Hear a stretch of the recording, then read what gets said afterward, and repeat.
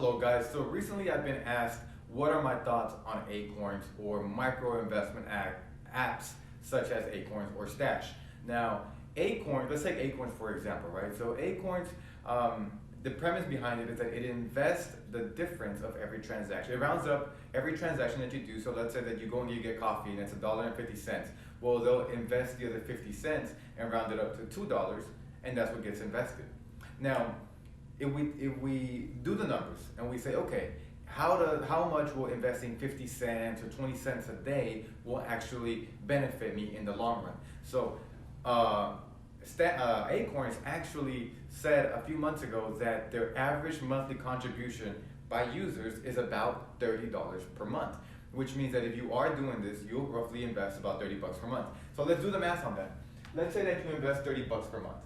If you invest 30 bucks per month, starting at age 25, and you do it for about 30 years, which is your working life, you get a 5% rate of return, which is pretty conservative, you'll actually end up with $25,000 at retirement. Now, if you invest and you get a 12% rate of return, which is a phenomenal rate of return, you'll actually get $97,000 at retirement. So what does this mean to you, really? So at the end of the day, like, the goal is to live off of the interest of your retirement account, not the $97,000, because you'll be done in 2 years. So at $50,000, you'll be done in about 2 years. So if this $97,000 makes you a solid 5% rate of return at retirement, you're actually going to be living off of roughly about $5,000 per year. That's going to be your retirement income, about $5 grand per year. Can you live off of that? We all know the answer is probably no. Now, if it only makes you the 5% throughout your lifetime and you only have $25,000 at 5% rate of return, you're only going to live on about $1,000, $1,200 per year, which is much worse, obviously. But so if you start to take into consideration all these things, and you're like, wait a minute, well then how much do I need? You know, why? Like, if that seems like a good balance, why is it not going to give me a good result?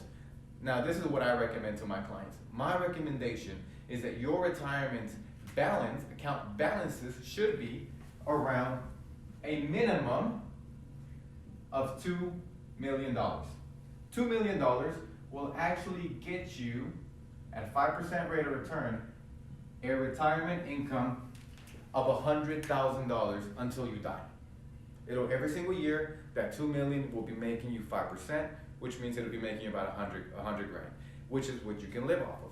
Now, I say 100 grand because if you live off of 50 grand, which is the average American, if you live on 50 grand right now, and you take into consideration inflation and other economic risks, 100,000 really gives you that cushion, that cushion that you actually at least have the 50,000 in tomorrow's dollars. Now, obviously I say at least because I would want you to have $4 million so that you can have a $200,000 income, right? So that it can give you even more cushion. But putting that aside, now you think, okay, wait a minute, so if it's not really beneficial for the users at the end of the day, which we won't find out for at least 30 years if it actually was effective or not, if it wasn't good for them, well then who is it good for? Well, if you do the math, they have about 3.5 million users. And their monthly fee is $1 per month, which is about $12 per year. That's a $42 million minimum in annual revenues. Now, I say minimum because above $5,000, they charge you a percentage, right? So if you do more research, you'll actually find out that their median account, the median account balance is actually only $241. So what does that tell you? That tells you that people that are doing Acorns aren't really making a whole lot of money, A, and B, people that have money, people that are smart with money, aren't using Acorns. So that's my 2 cents, guys, on Acorns.